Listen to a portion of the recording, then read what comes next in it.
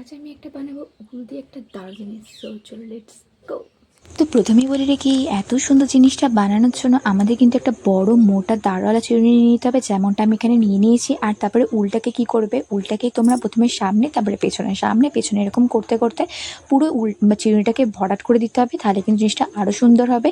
আর তারপরে সবশেষে হয়ে যাওয়ার পরে কিন্তু এভাবে একটা সুচ দিয়ে ভালো করে উলটাকে ভরে নিয়ে একদম প্রথমে ওপর থেকে, তারপরে নিচ থেকে, একবার উপর থেকে একবার নিচ করে থেকে ভালো করে টাইট করে নিয়ে কিন্তু সেলাইটা করে নিতে হবে, যাতে করে জিনিসটা না খোলে। আর তারপরে সবশেষে কিন্তু জিনিসটাকে রোল করে নিয়ে একটা এরকম পার্ল বসিয়ে দেবে। আর তোমরা যদি ভালো করে ভিডিওটা না বুঝতে পারো, আমার কিন্তু লং ভিডিও পোস্ট আছে, তোমরা কি একটু চেক করে নিতে পারো। তারপর ভালো করে একটুখানি পার্লটা সেলাই করে নিলে হয়ে যাবে কিন্তু রেডি। আচ্ছা তোমরা বলো তো এটা কী বানিয়েছি? এটা কিন্তু একটা ছোট্ট কিউট গোলাপ ফুল বানিয়েছি।